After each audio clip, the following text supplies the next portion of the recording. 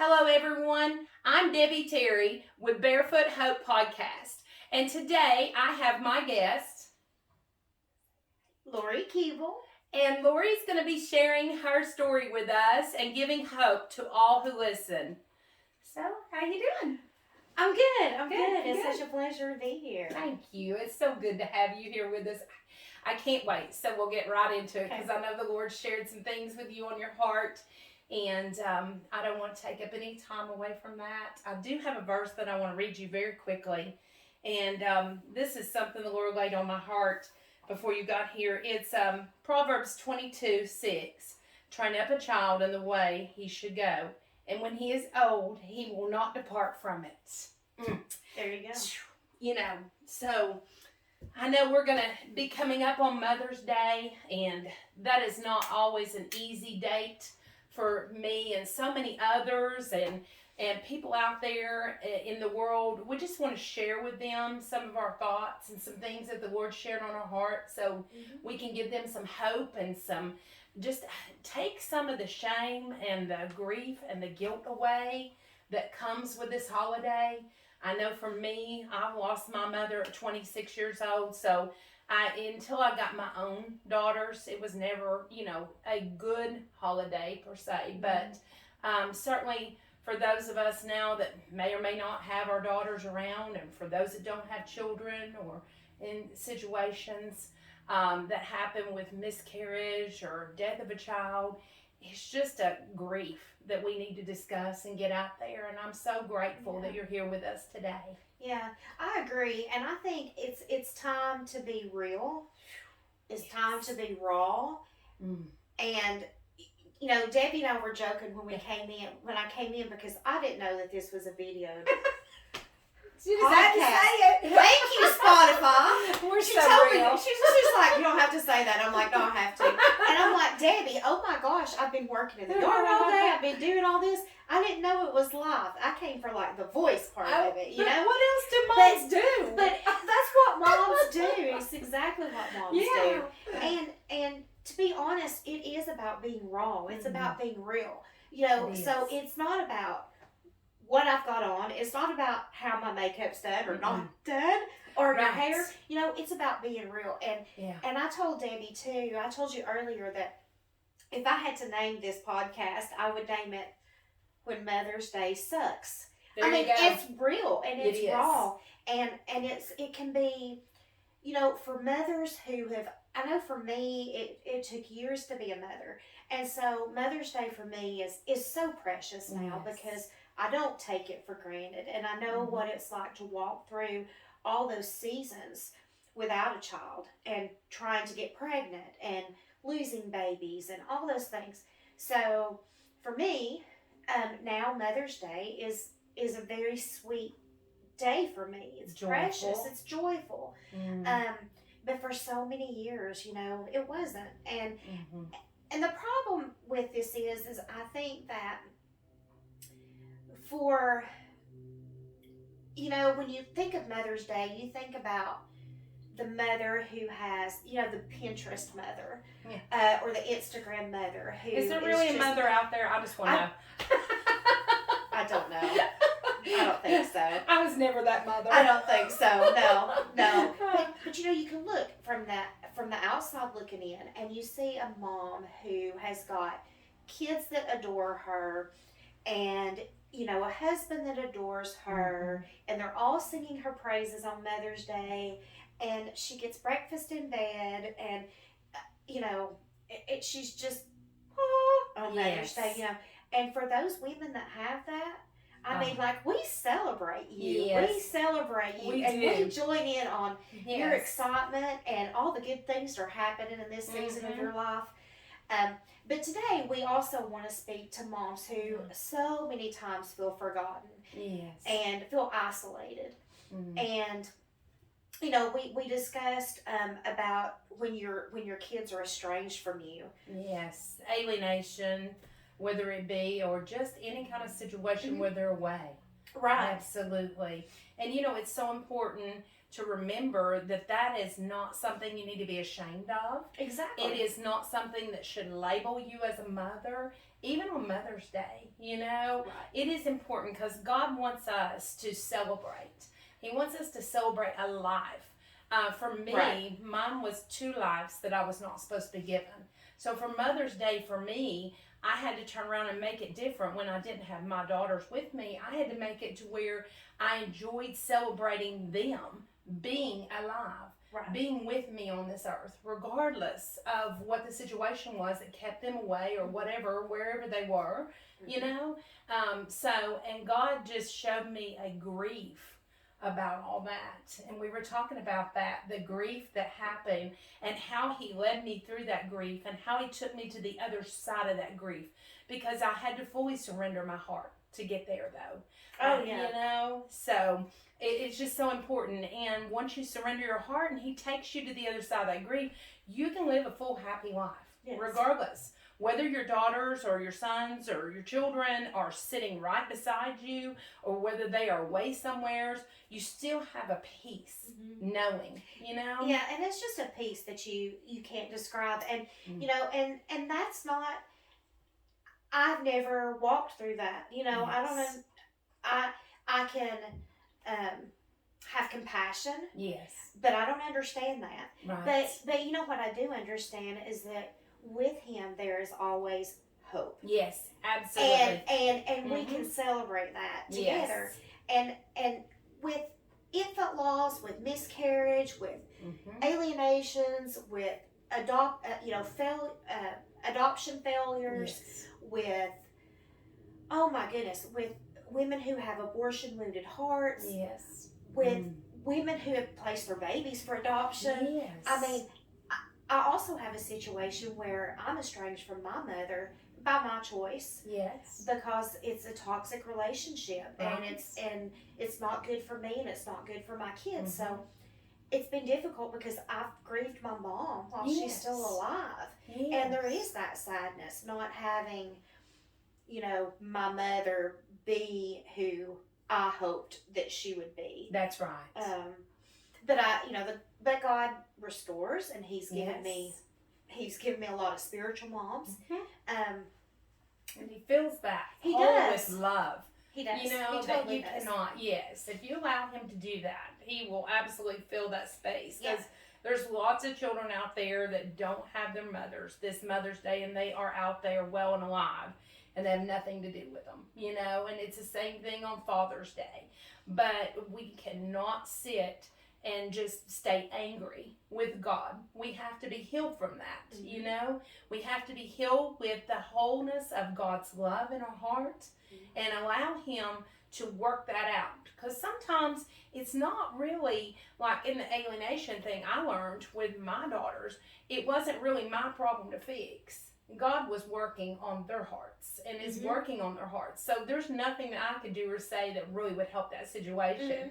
And when God showed me that, I was able to surrender and be like, okay, they're yours. I don't know what I was thinking. I gave birth to them, but as He says, they're only yours for a little while. They're mine. I can do by far greater with them and love them more than you ever could. So with that being said, we just know that it's a peace as a mom, that even when I'm not able to be there, or I want to be there and don't need to be there, then God's just holding up that whole situation, and that hedge of protection is around those children, you know, or those adults that are now grown, you know. So it's so good. It's so peaceful. Yes. And I think what we fail to remember as a society is that you have to go through the stages of grief, and it's ugly, and it stinks, and nobody wants to go through it. And actually, I kind of didn't go through the stages of grief for many years. Right. With one of the seasons in my life, and it really caught up to me later, because I didn't fully grieve it. That's right. And I didn't realize I had bitterness until all of a sudden one day I was just like, oh, wait a minute, why do I feel that way about this group of women, you know? With mine, it was, you know, I just remember always wanting to be a mom. Yes. It was that yearning, it was that feeling like if I could not be a mother, then my life was not worth living. Like I had to. Non-existent. Exactly. It was had a purpose. To. It was a purpose. It was real. a purpose that we wanted to fulfill. That's correct. I felt the same way. I mean, I was told early on that I would not have children and more than likely would never carry a child. And my 2 daughters are no doubt prodigals because I lost a child before that. And I know that, that's not an easy task to take that on. That grieving from that miscarriage was something that I needed to do. You're right. Right. And society has told us that the losses from miscarriages and infant death and things are taboo, and we don't want to talk about them because it makes people uncomfortable. That's right. Or they don't know what to say. And I think the greatest gift that we can give those mothers is the gift of just acknowledgement of their babies and acknowledgement of their loss and love. And because, like, for me, just a short kind of synopsis of what I went through was, and it's funny because when I was a kid, I remember I had all kinds of baby dolls. I probably played with them much longer than I should have, to be honest. Nurturing. I know, but I used to pretend I had 2 very distinct scenarios that I would conjure up, Yeah. And the first was that it was my baby's first day going to church, first Sunday going to church. And I was just little. And I remember, the bed was the pew, and I would show off my baby, and everybody would be oohing and on over her. And then the other one was that it was that somebody would leave a baby on my doorstep. And I always just had this really deep desire to adopt before I even knew what that meant. Right. And I know it was the Lord preparing me. Yes. So I married my now ex-husband when I was in college, and after about a year of just trying on our own, and during that year there was a lot of really narcissistic traits that came out, and I really just wanted to ignore them because I wanted to be a mom. Right. I didn't do him a service either by not focusing on what was going on in our marriage. Problems and right. issues. And I didn't want to deal with that. I just wanted to be a mom. And so after about 3 years of infertility, I finally found out that I was pregnant. And I found out on a Friday.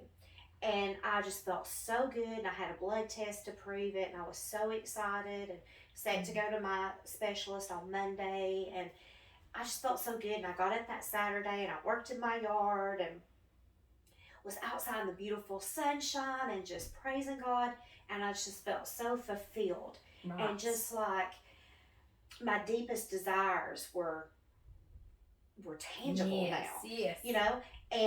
But that early Sunday morning, I started to spot. And by Sunday night, I was in severe pain. I was about 4 weeks pregnant, so I was still very early. Yes. But I remember when I started cramping so badly, I went to my ex-husband and I said, I'm going to miscarry any moment. Yes. I'm miscarrying right now. And he did not want me to mess with him. He was mad I had woke him up. And I went to the bathroom, and it was this little bitty bathroom. And I remember I just laid down in the floor, and I was bleeding, and I was nauseous, and I was all by myself and alone. And I've known God since I was young. I was saved when I was young. But God, His presence became very real. Oh, yeah. Because I had no one. No one. I had no one. And you were there. And I was scared. And I was in pain. And I had no one. And I just remember saying, God, I can't do this. I mean, I need you, and I need you now. Right. And I did feel His presence. Oh, yes. And it's unlike any, when you have that supernatural feeling of peace that doesn't even make sense. In the midst of all your trauma. Yeah. Been there. Yeah, exactly. I mean, it changes things. And it was really hard because I lived in a small town. And I mean, even though I just found out I was pregnant on Friday, by Sunday, everybody knew I was pregnant at church. So that was hard because people had known that I was going through these struggles with fertility. And so then you have to go back and you have to tell people. Mm-hmm. And so that was really, really hard. And I felt like I didn't have anybody around me that understood the infertility part. Right. Just the up and down, Mm-hmm. you know, roller coaster of it. Yeah. And I mean, and each, you start the month and you're excited and everything's on the up and up, and you're like, this is the month and I'm ovulating and all the things, you do all the shots and you do all this, and then you come crashing down. And it's just devastating. No, it's it a loss work. every month. Yeah. Yeah. And so we tried, and I had such a wonderful, godly endocrinologist, and I told her when I first started going to her, I said, when it's time for me to stop, because physically there's nothing else that can be done, you need to tell me, because we want to adopt anyway. Yes. When I say we, I mean me, but I want to adopt anyway. Yes. So I'll use that money instead of going to huge major surgical extremes, Yes. And I know that I had a couple of miscarriages after that as well, but I didn't tell anybody. I would generally miscarry within hours of having a positive test. Yes. And just the whole way that society treated it was, well, we're not going to mention it, we're not going to talk about it. That's right. It just wasn't meant to be. God had a plan. Right. It was so, the things that people say, and it was meant to be a comfort, but it was so hurtful, and it was, God needed another angel in heaven, and all these things that just are not helpful at all. Yeah. I mean, they're just not. And they're trying to be. They are. But it does not. To that mother, it's just gut-wrenching. Right. It is. Mm-hmm. And so I felt very alone in walking that path. Yes. And I guess about 3 more years after that, my endocrinologist said, it's time to stop. She said, if you want to go through more extreme measures, that's fine. And I'll walk with you through it. And she said, but now's a good time to take your money and adopt. Mm-hmm. And so we took a break. Yeah. And we had a local woman out of the blue come in one day to my place of work, and she said, do you want to adopt my niece's baby? She's having a baby in a month. Wow. Yeah. And so, that's God. Well, it was interesting what happened, though. It was God, but this is interesting what happened. To give you hope, though, in that situation, that time. Exactly. So we got the ultrasound of the baby and saw him on the screen. She was 8 months pregnant.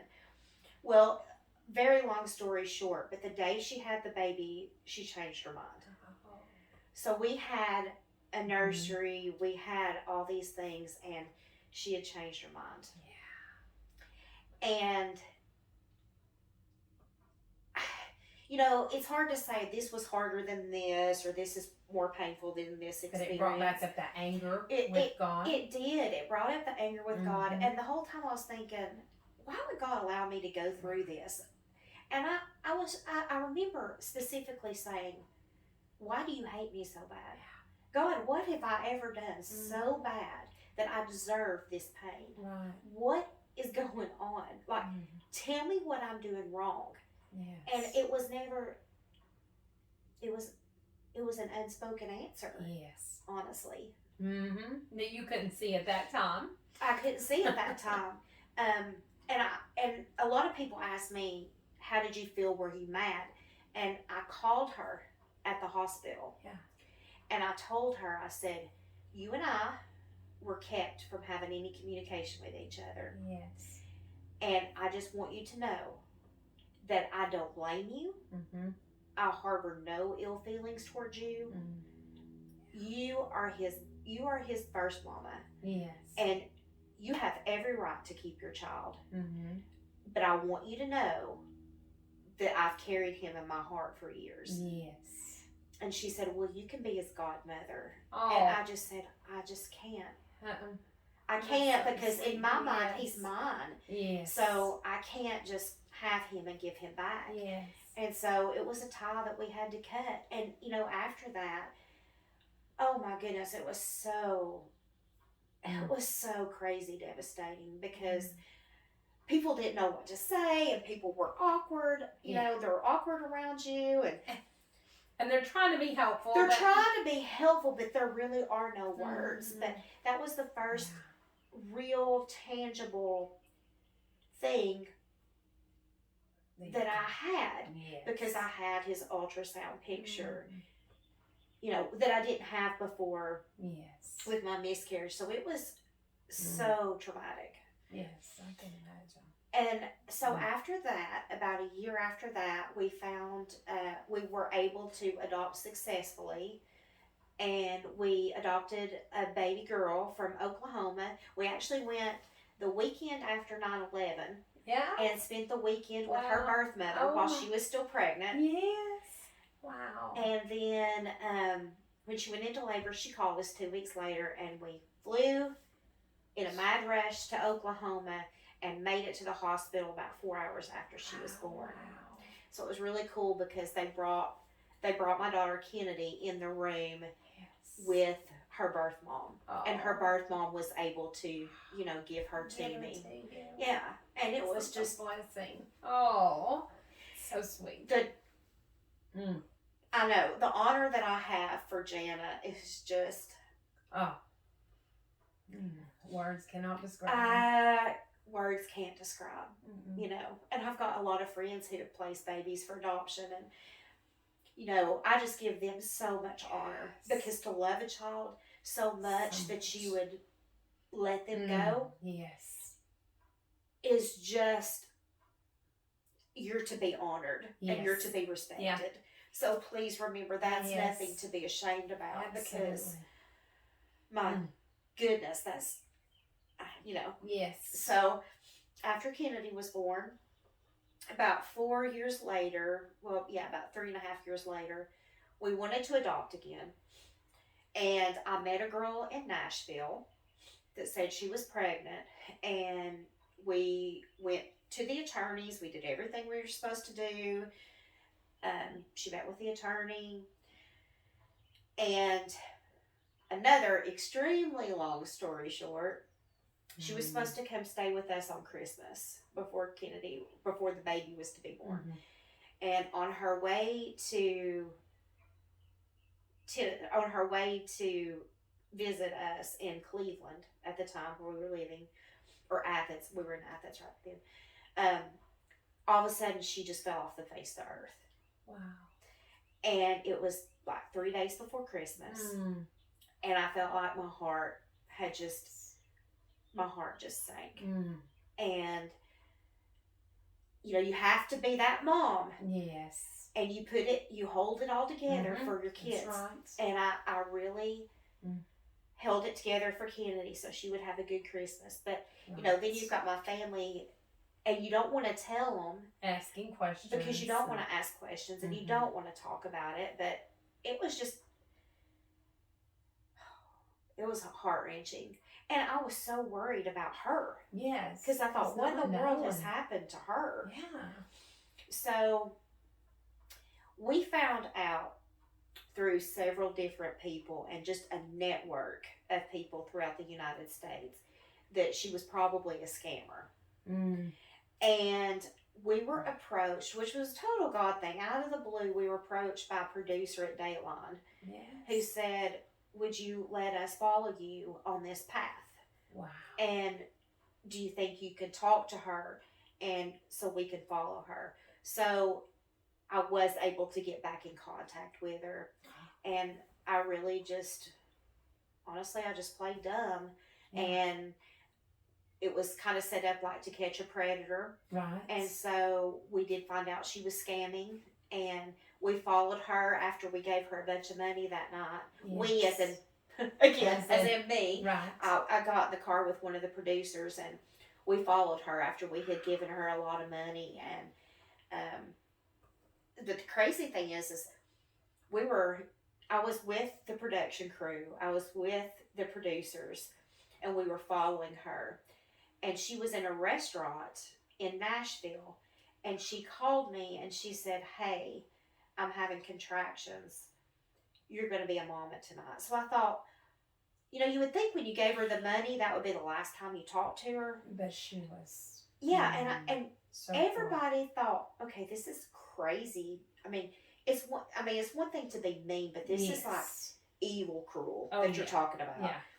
And so she told me she was in labor and that she would call me when she got to the hospital. And of course, I was a wreck. And I think the enormity of everything just really hit me. You. Yes, and I was by myself. Yes. Again. And the producers became my family. I mean, and they were just so loving. And the reporter, sat with me that night, and they were with me when she called me the second time and said, "I'm going to head to the hospital in just a few minutes." And she said that while she was at the restaurant. Yes, So sad. So it ended up that she got her phone turned off right after that phone call. And so your mind is telling you that it's a scam. She's not really pregnant. All this. She wasn't planning on giving you the baby. But then your heart says something completely different. Yes. So that was a huge. That was huge. And after that, there was some the legal issues. Mm-hmm. She was actually using her girlfriend's identity. The girlfriend didn't know. It was like this really twisted, crazy, so cruel. Crazy cruel story. Yeah, and even the reporter said to her, she said, "I have met serial killers and rapists, and I've met people that have committed these horrible crimes, but as a mother, I've never encountered something so grossly evil as what I'm watching. I've never." That's horrible, isn't it? So, but then there was a lot of TV notoriety that kind of came with that, and publicity that came with that, and I never had time to really grieve that. So and it was another just exactly torn away from you. Yeah, and it's like, what is going on? Yes. But the Lord told me that day that we were in Nashville and we did that undercover thing. I was standing at the window, and the Lord told me, He said, "You will minister. You're a mother to many, and you will minister to moms. You will minister to other women." And He told me that. And so...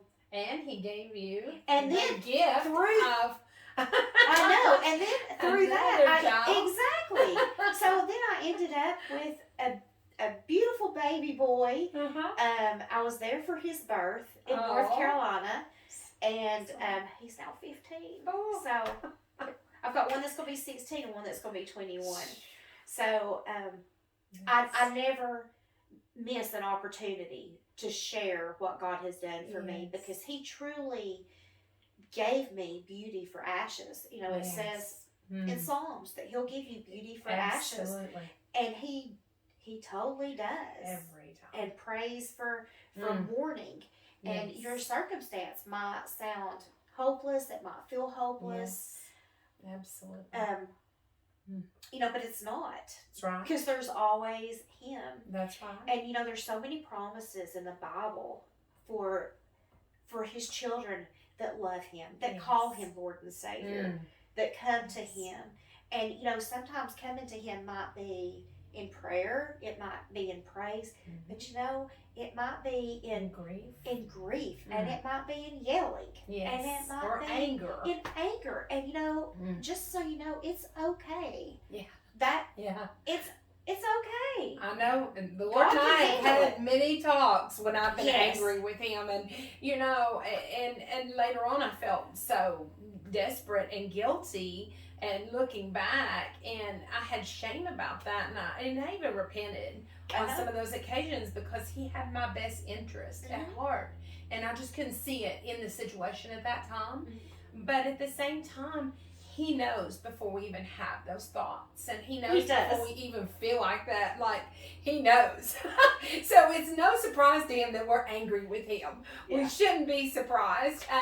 You know, as long as we allow him to repair our heart, as long as we allow him, by surrendering and allow him to take care of what we need to. Yeah, That is so and I important. think as long as we don't stay in one stage That's right. of grief, It's a season. Yeah, if you're struggling with being angry, Yes. and you've been there for a long time, and you are not seeing a way out, then please Seek reach help. out to somebody. Yes. Yeah, Mhm. and Seek that's some so help important. to do that. And you've got a ministry that Yes. I want you to share Yes. with everyone quickly. So what's that? I have a ministry. It's called Sparrow's Cry. Mm. And you can go to sparrowscry.com, Yes. and it will send you straight to the website. What we do is we're a ministry for women and men, but women who have lost babies. Yes. If you have had an abortion, we have great resources for you to get healing and to be in hope. You've got a baby in heaven. You're a mother. You're a mother. Mhm.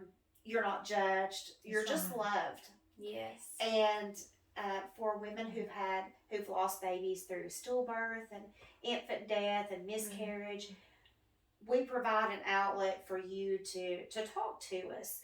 And so I want to personally say that if there is anybody out there that needs someone to talk to, Yes. you can reach me at the Sparrow's Cry website. Great. And we also provide free gift boxes to families in Blount County, Knox County, surrounding areas. Yeah. And they're free. Oh. And they're filled with things to help you memorialize your child and to remember your child and to honor your child. That's so cool. And it is just such I've had so many women talk about how healing it's been just to have somebody recognize them. But I think the important thing to realize this Mother's Day, if we can just lift each other up, if we can honor all moms, if you know what, if the pastor says stand up if you're a mother, that's stand right. up if you're a mother. Absolutely. Whether your kids are here or not. Yes. For all those women who have lost kids and lost adult children and children. Yes. I can't even imagine. But this is for you, and this is for you to know that your grief is real, and that your children are honored and remembered. And there's hope. There is such hope. And I love what her shirt says. I didn't. You're not alone. And she didn't plan this, but No, I didn't plan it. I would not have worn a t-shirt. It's all God incidents. But it's okay because God had a message on your shirt alone today. Just for everyone. It's love. You're not alone. And we want all of you to know on this Mother's Day that you're not alone. No. And it doesn't matter what your situation is, but we certainly want to extend out that hope to you, and we want to help you. And so, and with the Sparrow's Cry and just reaching out to Lori, she has information that is wonderful. Thank you so much. You're for welcome being here so today. much. And again, it's Debbie Terry, and we have the podcast monthly, so we'll see you next month. Thanks. Thank you. Have a great Mother's Day. It's so good. Yay.